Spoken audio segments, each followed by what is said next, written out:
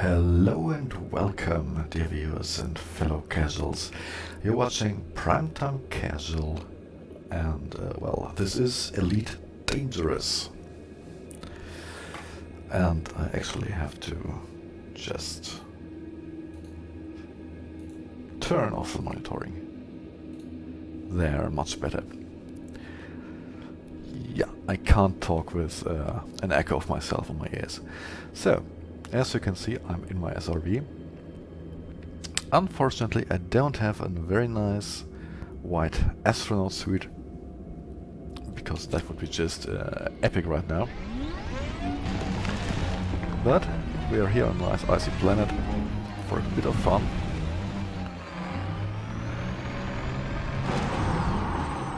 And there's my asp.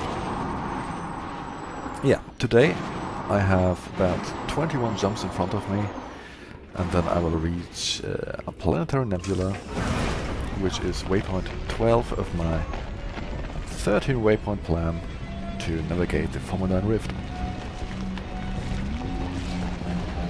Let me just check for, you know, how it looks.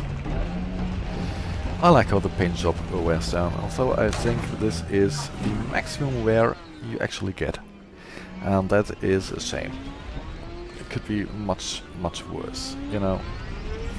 If the paint job degrades to 0%, I really expect like bare metal shining through and all sorts of stuff. But still, not to complain. So let me just load up my SRV in my ship. I actually thought of this time, my second live stream ever, fuel reserve at 25%, okay. Well, I don't care. Actually thought of a couple of topics we could talk about, or I could talk about, and you listen. So, first things first, let's plot the route again. This, I see something 17, because the navigation icon totally obscures the label of the stellar body. I love how this works. I just love how this works. Seriously, the UI designers sometimes I just don't understand them. I don't understand the UI designers. Okay, let's turn this up. Let's turn this up. I see 5217 nebula. Yeah, that's it. It's a planetary nebula. It's a Wolf-Rayet star, I don't know. Actually, so it should be nice. It looks nice already on the planetary, on the galactic map rather. And yeah, I think it's a nice little short journey from here to here. We have not much in between. I've come quite a way, and I didn't seriously. Yeah, you can see the next jump already is gonna be pretty fun. It's a neutron boost. So without further ado, get this cursor away from me. We'll head out. Landing gear retracted. Retract landing gear. And there we go. Oh well.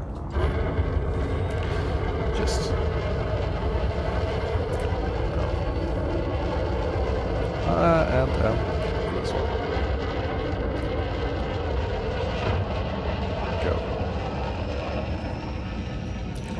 I really love this camera suit.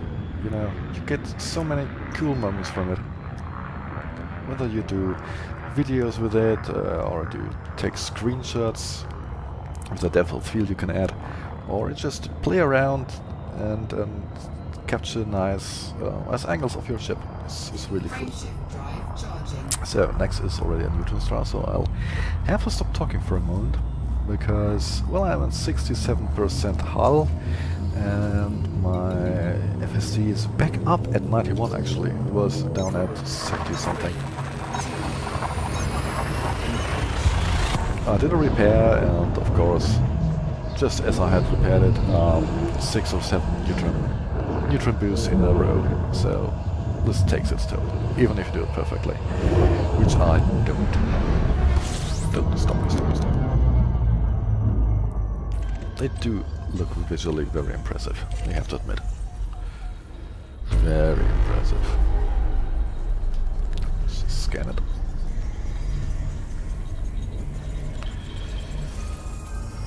Neutron star. Really? I couldn't tell. What with the flailing white beams of terror and death. Alright. The way I do it is a line like this, like 45 degrees outward. Panic.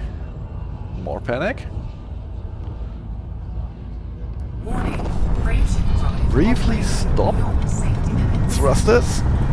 And then Frameshift drive full throttle. Get out of it. Hopefully. See? Wasn't so bad. Why did you worry? We just lost 1% of FSD. That was about as perfect as I get usually.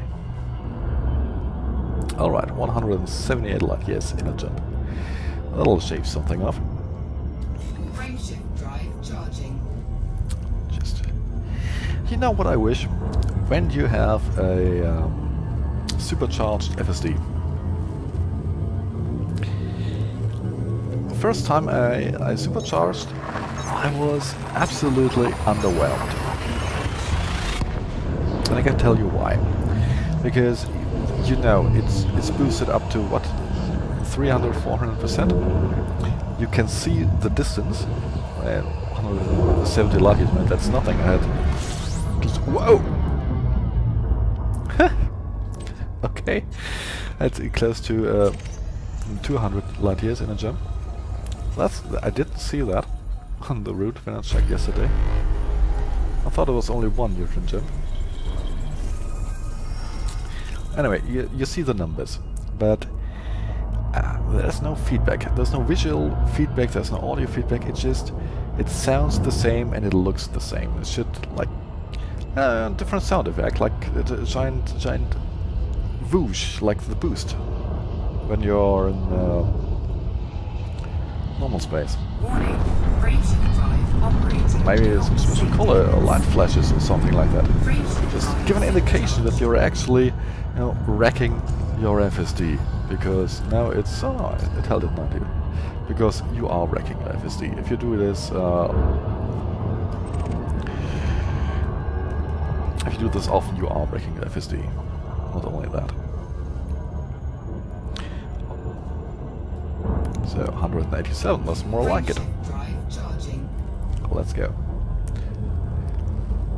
Or maybe I have this charging loading bar, different colors. I think. Yeah, just give us a little more feedback. Something for the risk we've taken.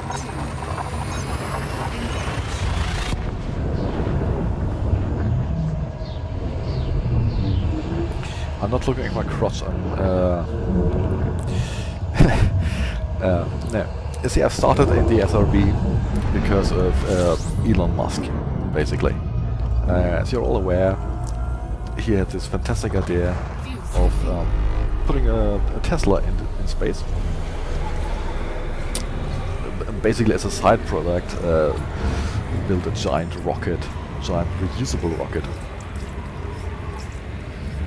And if you've watched the footage, I don't care much about the start of the rocket, and that's basically every rocket starts like that, lifts off at the launch and the separation, everything went fine, it's okay. That's, well, it is a rocket science, but it's nothing nobody else has done before. But the landing of the boosters back on Earth, that was something, the first time I've seen it, I actually thought they just, you know, well, there's a rocket launch, just played backwards. They really did land it perfectly in sync and like only hundreds of feet separation. That is an enormous feat. Hands off to Elon Musk.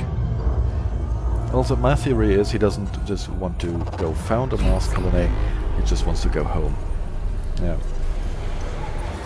He just wants to go home.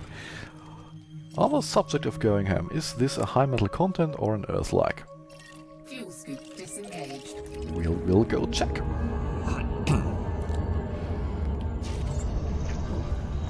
Also, on the subject of scanning,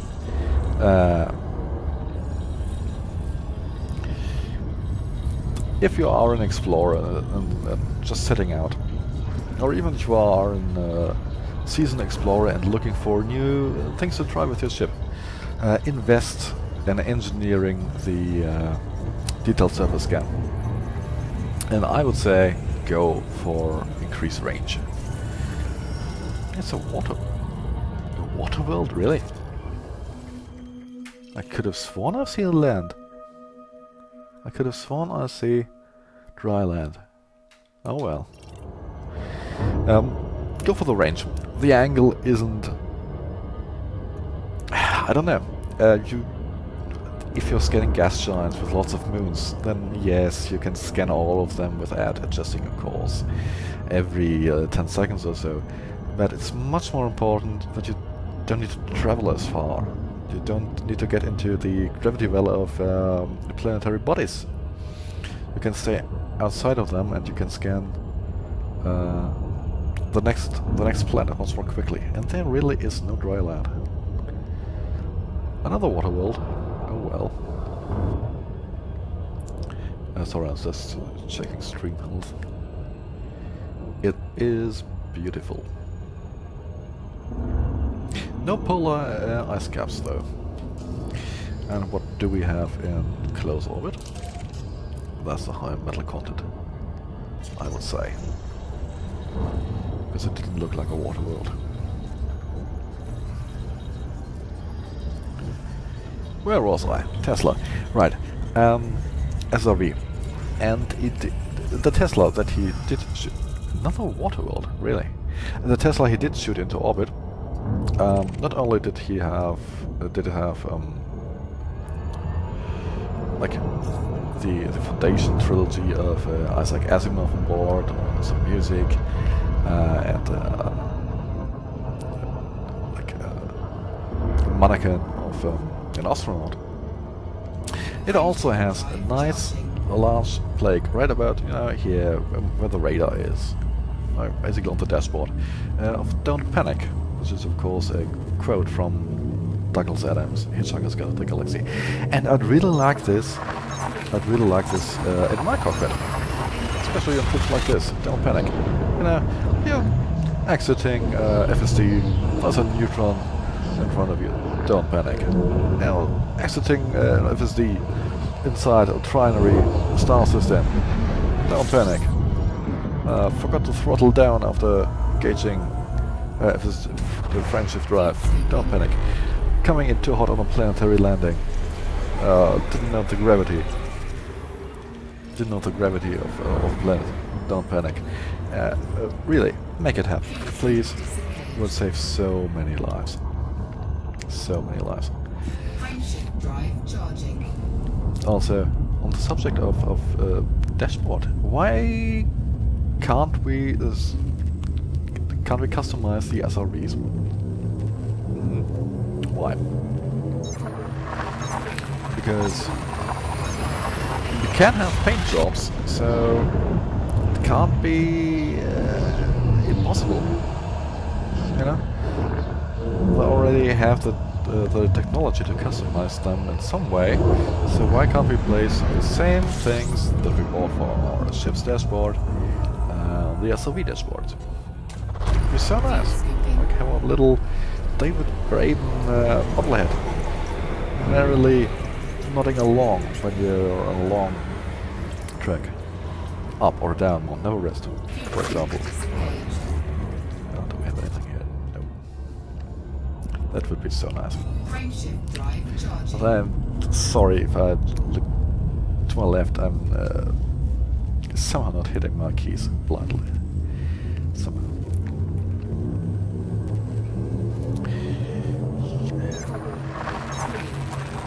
The galactic disk really is bright.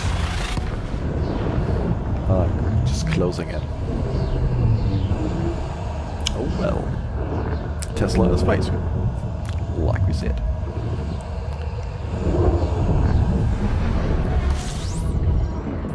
On the subject of closing in, I'm closing in on the bubble.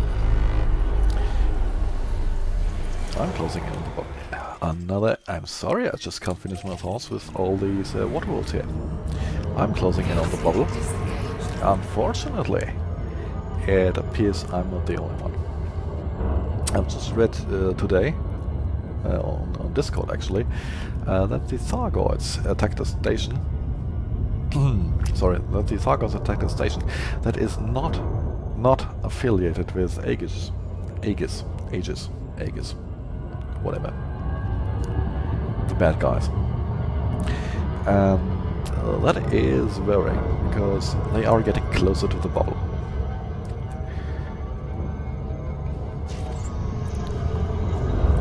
I'll stop here so I can show you all the scans.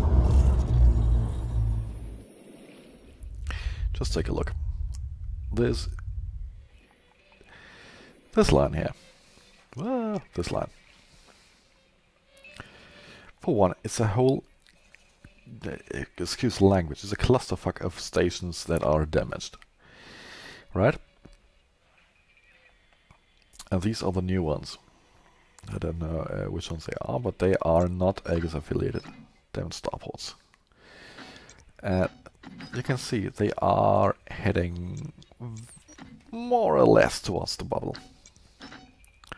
This is Nervi.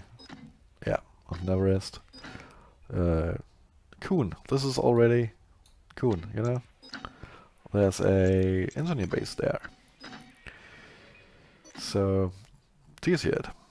Farsia Incorporated. My favorite engineer. So they are getting close. Just have a look.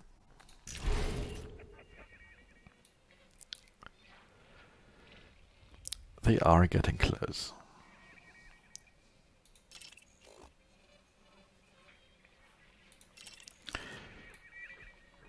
This isn't very far from the bubble proper. Really. And that leaves me with an interesting problem of the return route, because this is my last real waypoint, bubble, nebula, and well, the direct line looks unsafe. I'll see. We'll see. Let's get on the just rambling along a bit. Yeah, Thargoids closing in on the bubble. I really hope that the next big Thargoid wave invasion, yeah, with scouts coming and everything, hits after the first Beyond update, but I'm back at the bubble before that. Because, well, yeah, I could call in the Iridium Wing or whatever it's called, you know, that Fuel Red spin-off, more or less, that Gauss Explorer is coming back to the bubble. But I don't fancy doing that. I've never had any escort or anything. I've always done this by myself, so yeah, I'd like to keep it that way, actually. At least for now. Frameshift drive charging. Of course, you don't have to explore alone. There were lots of interesting expeditions going on. Yeah, oh god, I have live chat. I totally forgot. I'm sorry. Hi, Joel Marshall. Throwing water worlds at me tonight too. Yes. Yes, it seems that way. Actually, it's strange because I've never encountered that many water worlds in a row. Seems like Via Maris, where I'm currently at, is a good place to find them. I did find quite a lot of ammonia walls though, earlier in the Formidine Rift. Which just dies.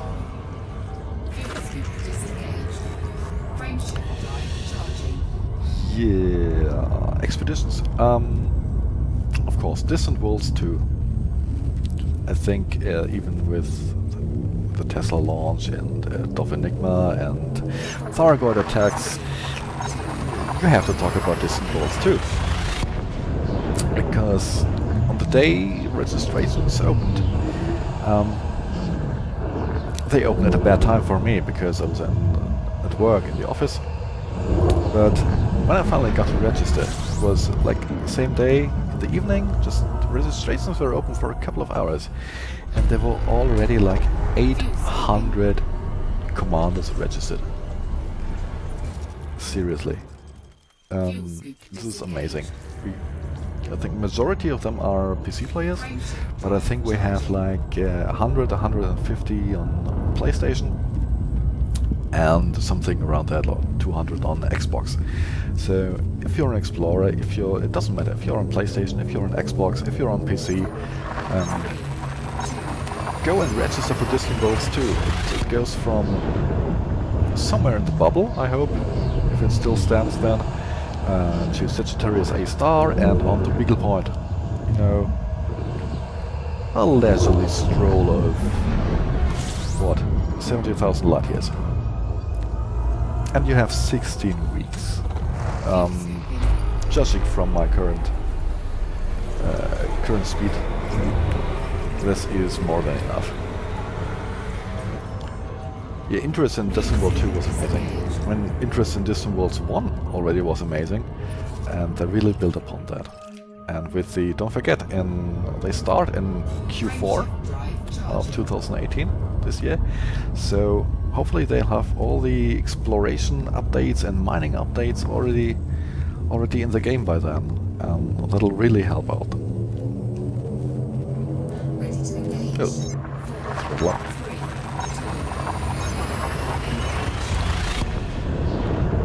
Well, we have a second bubble at Colonia, and this is my only current hope. But I don't think they will. I don't think Frontier will let the bubble go, you know, all to hell, because the whole background sim is based there. So even if they have all this, you know, generated and calculated, they will have. I hope they have safeguards in place from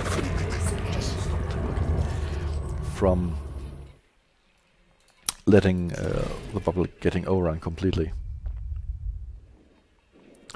Because you got all the superpowers there, you got Soul, you got everything, you got the engineers. Now just imagine if that all really gets destroyed, gets damaged. I don't think they would let that happen. Even if we have a second bubble wherever.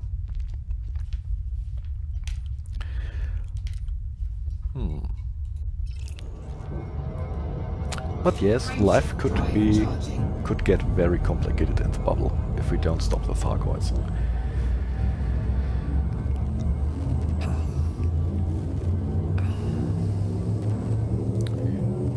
Jump.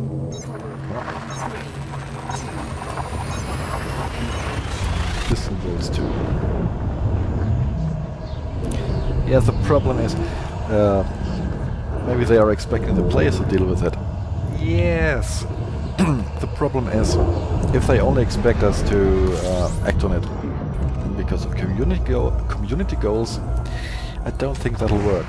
And if the station that's damaged isn't one of the really famous ones, like another water world.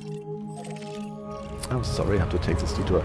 If the damaged stations, good lord, aren't something like Obsidian Orbital, which is, you know, really famous because of, well, it's in Pleiades, it's Maya, it has Obsidian Ant voicing it, I don't think all the players will feel the need to really act.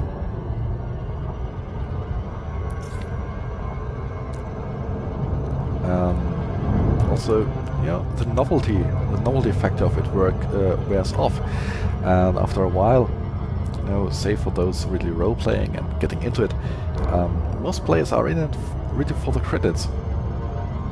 So, I just do hope Frontier has a plan B. if we fail to save the bubble, let's put it that way. I really do hope that.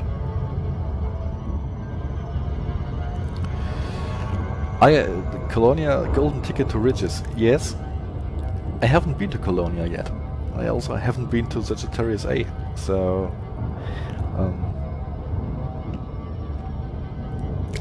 I do plan to make a lot of money from this trip, though.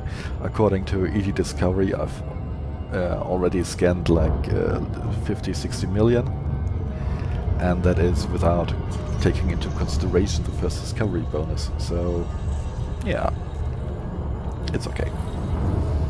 And the problem with Colonia is, if you don't find anything to do there, you have to go back to the bubble. Example for engineering, and that's a bit annoying. It's high metal content, really. See, that is what I'm talking about. For me, this looks exactly like the water world earlier, but this is a high metal content.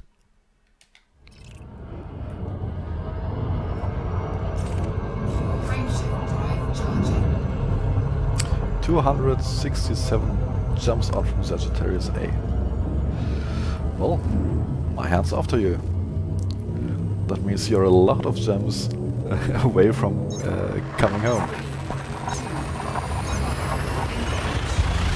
And that no Class A modules in Colonia, yeah, but they might come. If the background sim builds up the civilization there and population grows, they will have modules there. They will probably even have engineers there at some point of time. Fuel scoping.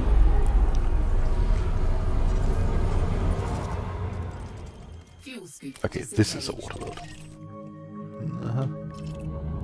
I'm so bad at recognizing different planets on the map.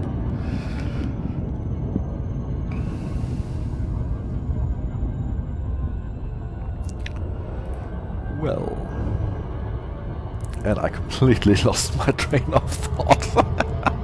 I'm not used to people actually watching me play and interacting. Very strange, very strange. I like it. Yeah. Well, thanks for being there.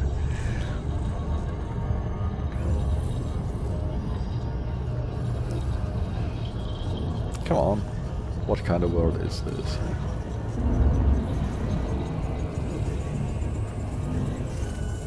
It's a water world. I don't get it. I really don't get it. It looks the same on the planter, on the system map. I'm sorry, it looks the same. High-speed flyby. This has nice polar caps. Yes, after the updates, planet colors, easier to tell them apart. Really, I do hope so. I think the first Chapter 1 update only brings it to rocky and, you know, metallic rocky planets. But the shader work they're doing, they'll apply to all the planets, I guess, sooner or later.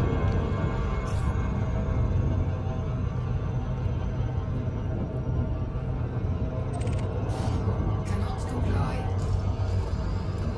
7 jumps only, and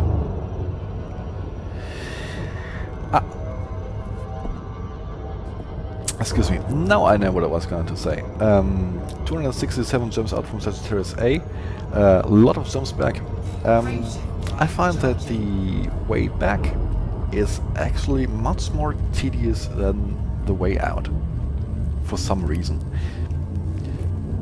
I don't know if it's just me, but at some point, you know, when I'm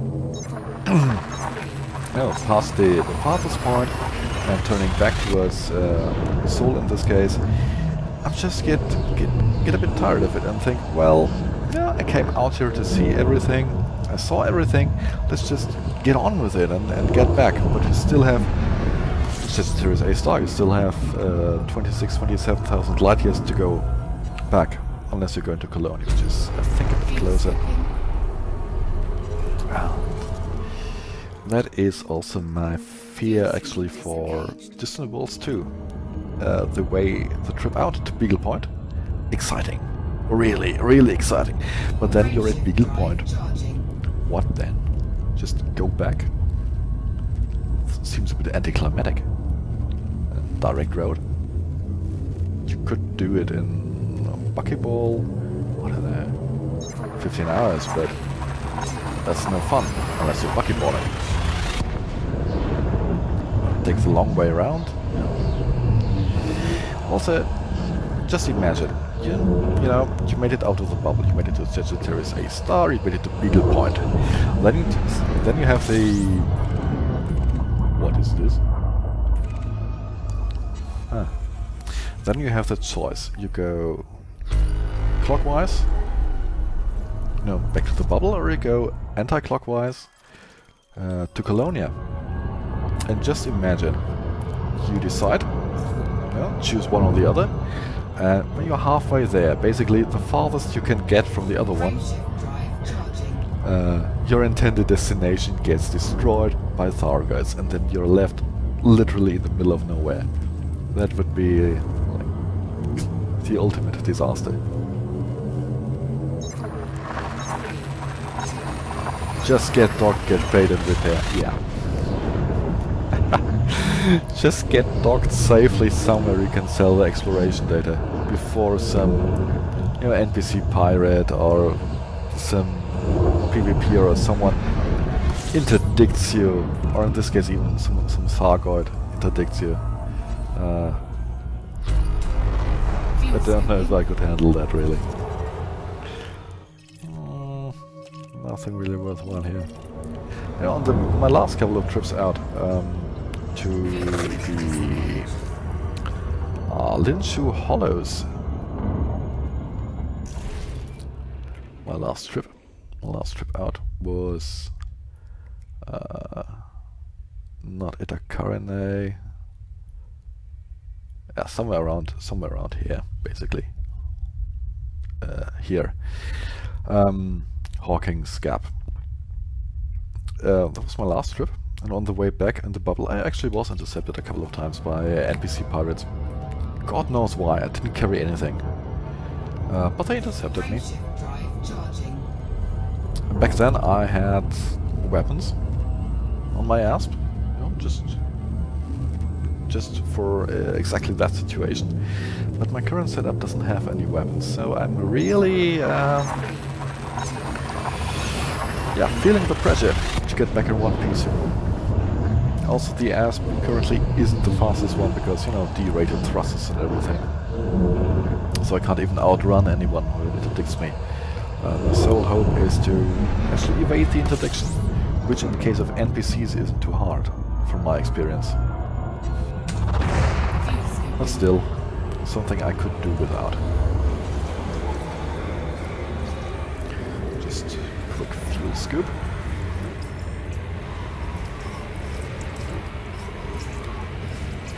Mm.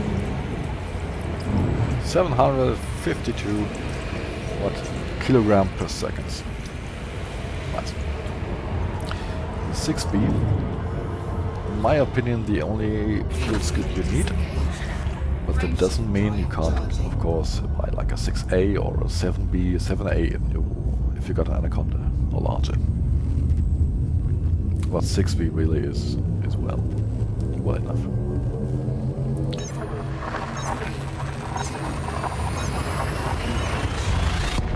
Outrun. Yeah, the DBX can outrun NPCs. But the trick really is to get not interdicted, yes. That's the best one. Just don't get killed, Don't get killed. I think that's a very good tip. We're almost there. 2 jumps. That went by fast. Already streaming 40 minutes. How did that happen? Okay, now 10 minutes streets. Okay.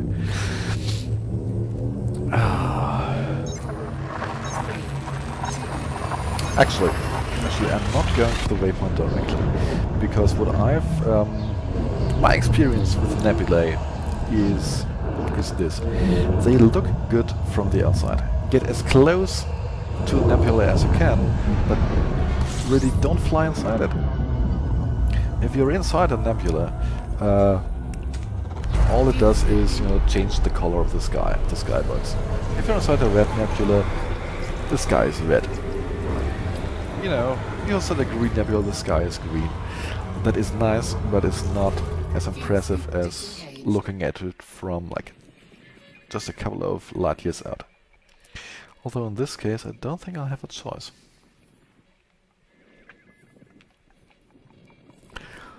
Nebulae are just best viewed from like 10 light years, maybe.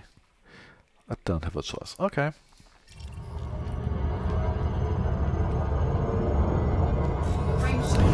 Wolf-Rayet star. You can just cancel it. Like this. You can already see the nebula. I'll just take a quick picture. You can already see the nebula, and now if there was a system like 5 light years, 10 light years, even 15 light years out, it would be epic. The view would be epic. Alas, there isn't, because we are very far down the galactic plane. So we'll have to go there directly.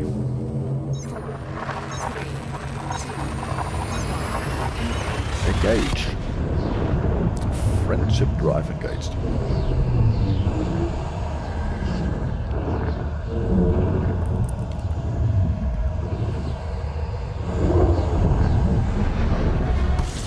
Ooh. Yeah, I've forgotten how bright Wolf-Rayet stars are.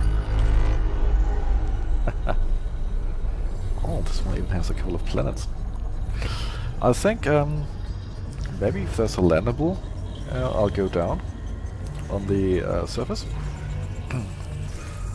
That would be a nice, and of course there aren't. Ah, Litnil. See? Ah, this system. Litnil is, if I'm not mistaken, the current record holder for the Buckyball Sagittarius A challenge. Very impressive. It's always nice to read the name, read the commander's name that you recognize on planets. And it's green, no, sorry, greenish kind of nebula. Alright.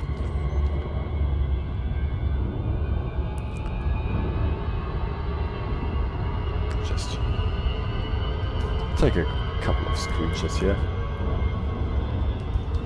Asp in front of things. Hashtag. Very nice. See, and this is what I'm talking about. If you're inside a nebula, even a planetary nebula, all that it does is change the color of the sky. It's unimpressive. I mean, it's green. I can go to a community swimming pool if I want to see something like this. Just put on some swimming goggles, in my case, because I can't handle the chlorine water. And this is what you see. From the outside it looked impressive. And yes, this is just a gas giant, but... Oh! Stop, slow down. I want to see the rings.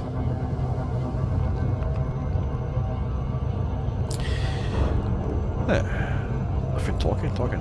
No, I had a whole section prepared here about Dove Enigma. The Dove Enigma is, because we were talking about the Thargoids in the bubble earlier, Dove Enigma is really another case of Frontier, you know, letting things run their way.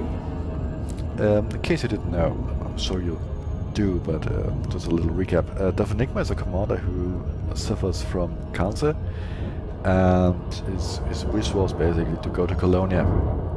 He wasn't sure he could make the trip, so everybody said, well, let's just do it together. Yeah, just get a couple of 100 commanders together, we'll do the trip. Really, really great. And the Frontier did something even greater, because they spawned in basically Deus Ex Machina, a whole mega ship, the Dove Enigma. No, so don't panic, don't panic. The Dove Enigma, somewhere near Colonia, I think, and that was to be the target of this expedition. So it's really cool. You know, everybody's chilling and relaxing and in good spirits, and then some asshat really goes to UA bomb the Dove Enigma megaship. Now, we can all agree this is a dick move, a really asshole dick move, and never mind that apparently they even used an exploit to do so, and it wasn't planned that the Dove Enigma had a black market anyway, and all that. It's a really big move. And of course, another great moment of the community. The community came together and organized a huge relief effort of shipping meta alloys all the way from the bubble. I think from the Pleiades even, from the bubble over to Colonia to the Dove Enigma to get the ship repaired. It was really great to see, and I hate the fact that I'm out here in the Formidine Rift and couldn't do anything. But yeah, this was the background sim running its way, and even if Frontier says they were up like until 3 AM analyzing logs and everything, it's background sim. They didn't have a plan B. They didn't plan far enough to see that something like this could happen. And if that happens to the bubble, yeah, I really do hope they learned the lesson. Getting motion sick here. On the other hand, and I have to say this a bit cynical maybe, it was a great opportunity for the community. In some way,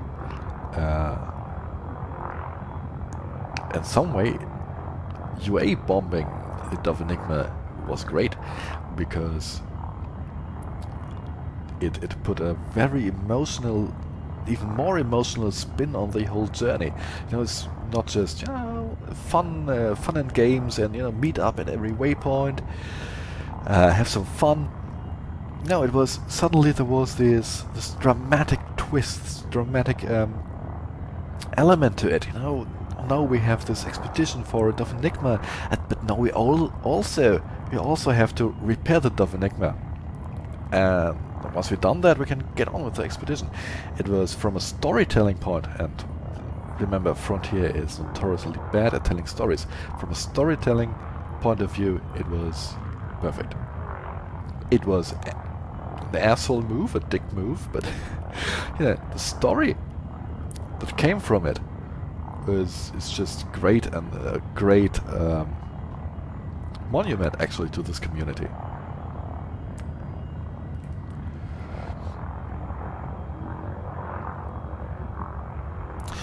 Yes, no need to put that upset on an ill man. That is the only thing why I say it's really cynical. Because, whoa, that was wrong. Because yes, he is suffering enough. That's why it was an absolute asshole move. There's no discussion about that, you know. Especially since they used exploits that just shouldn't have happened. I really do hope that Frontier does something in retrospect about it. You know, like, I don't know, maybe a ban for the one UA bombing, or maybe rethinking this whole UA bombing mechanic on megaships, or like putting safeguards in for the memorials or something like that. There really was no need, as you say, there was no need to put this drama on someone already suffering. But again, a cynical twist. Just imagine how happy he must have been when the whole community came together to help him even more. And yeah, that's elite. And we have to say it's much better than several other games. I think in EVE Online, everybody would have had a very different mindset, and at least here the community really comes together in itself. It's basically everyone has the same opinion. So yeah. Come on. Unmask lock me. Well, it's a rather sad note. I didn't know what to end on, Dove Enigma. Frameshift drive It is. charging. 4, 3, 2. Yes, really massive round of applause to the whole community. Really, I was having my hats off. If I don't have any hat currently, but if I had, I would take my hat off.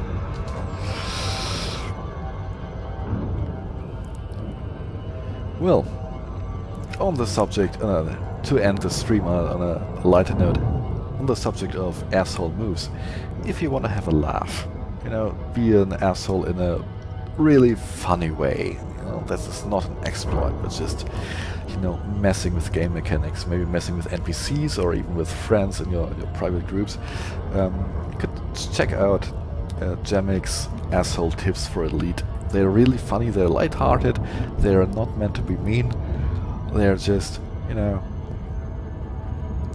putting finger into some wounds of some game mechanics that are maybe not thought through until the very end. It's really funny if you just watch him. Just generally, Jamik's videos are very good, very funny, and these asshole tips, if you want to be an asshole, be it like that, you know, so that everybody can laugh about it.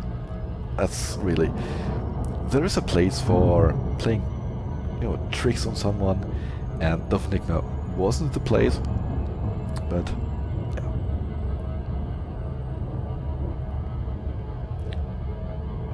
Basically, don't be an asshole unless everybody's laughing about it. And I do mean everybody. You, bystanders, and especially the guy you're tricking. If the guy you're tricking and messing with can laugh about it, then everything's okay. That's my opinion.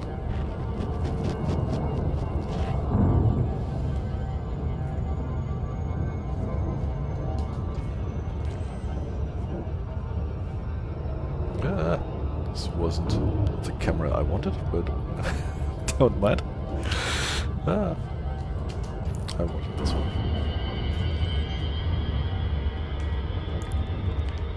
On the subject of cameras. No, I'm just here. Why can't we move the external camera around freely? Yeah, wow, I can do everything I want. And the internal camera is fixed. Why? Frontier, unlock the interior cameras. People with the Oculus, people with the Vive, they can walk around in the cockpit. Let me fly my fucking camera around in the cockpit if I want to. Seriously.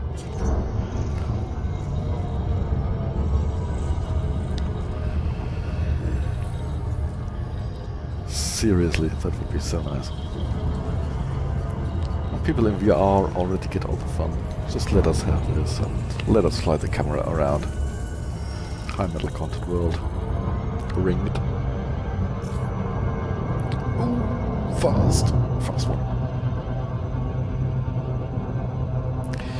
These are nice purple rings. I think I'll end the stream in these nice purple rings if I ever slow down enough. So I can't guarantee at the current point. This is still too fast. Still too fast. You know, a don't panic sign would be nice right now.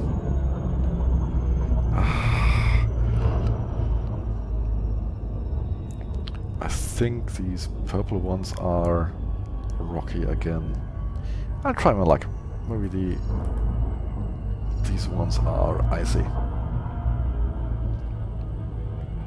Too fast. Slow down. Yes. I've been flying into rings for years now. I still think it's a bad idea to just aim for them and hope that the ship drops out at the correct point.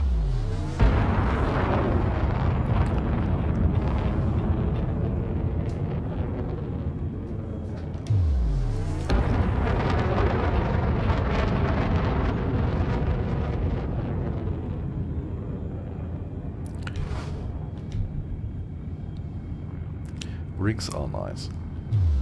Really. And I can't wait for the mining updates. You know, huge chunks of rock somewhere around here you can mine, you can somehow destroy the cores and everything. To really do some prospecting and just fire some prospector lipids and everything is magically revealed, you know, have proper groupings of asteroids with the same materials in them and all that. That would be so nice.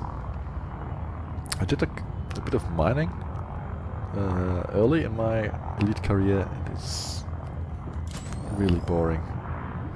I mean, it makes good money if you know how to, but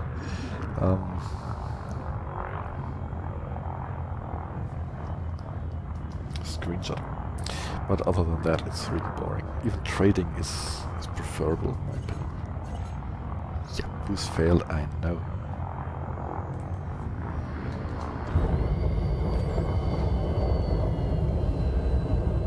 This is a really dense asteroid field, by the way.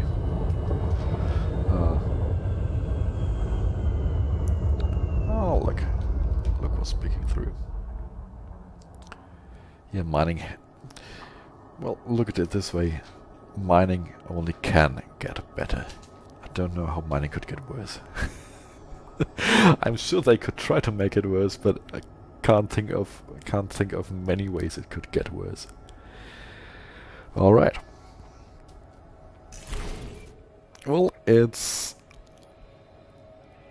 sold the whole setup. Yes, I don't have my mining ship anymore either. It just wasn't worth it. Alright. So, I'm afraid I'll have to end the stream. My next stop will be the Bubble Nebula. I'll stream again. Before that, like today, like 20-25 jumps out. And, well... Come on, plot the route. Thank you. And... well, it would be nice if you joined me again. It's been my pleasure being your pilot today. 07 Commanders, and fly safe.